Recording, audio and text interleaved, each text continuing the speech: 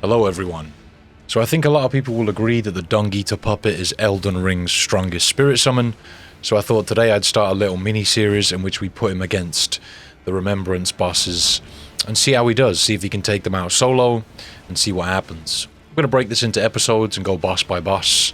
So we're doing Godrick in this episode. I just wanted to include the Margit fight here for the intro. And the Dung Eater absolutely destroyed him. I think in the next episode we'll be taking on Ranella. I think logically that's the next Remembrance boss. You might have to correct me if I'm wrong. You can always put that in the comment section if you want to let me know. But yeah, here we go. Let's see how he does solo. Godrick is the weakest of the main bosses in Elden Ring, so I expect good results from the Dung Eater here. I would have put all of the bosses into one video, but I feel like if I would have done that, the video would have ended up being like 30 minutes long, an hour long, or something like that. So I thought it was probably best just to break it into episodes and go boss by boss. Can probably get a better coverage if I do that without having to sacrifice footage to make the video more to the point. But I never really used this spirit summon in my own playthrough. I only really found out about it after I'd beaten the game, but he is ridiculously OP. He has some crazy charge attacks. He's already got Godrick halfway, which is insane. Took me forever to beat this boss first time around. Alright. Second phase.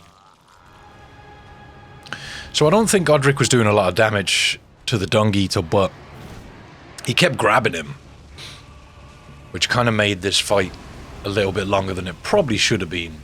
It didn't seem like he was really taking that much damage from it at all.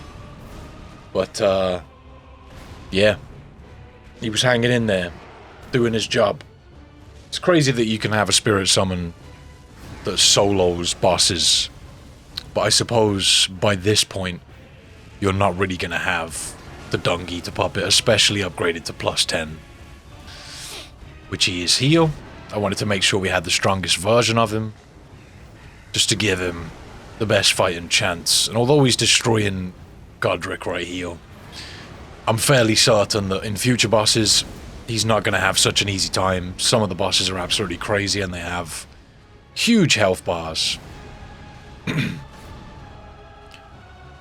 remember really struggling with this boss fight. I mean, I'm pretty new to Souls games, but yeah, I really did struggle when I first fought this guy. I didn't really feel like the first phase was that bad, but the second phase with these fire attacks was just a nightmare to avoid. But I do think I got here seriously underleveled, and that's probably why I was having such a tough time, and I was just being super stubborn and didn't want to go and level more, which I probably should have, looking back on it now.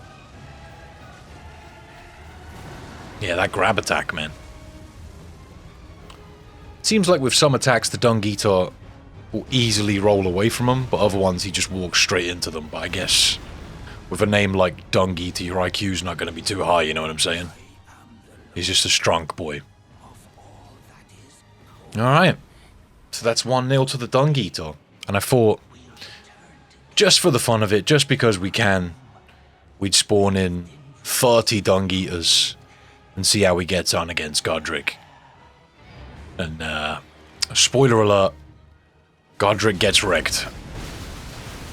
I don't even think he got into his second phase here.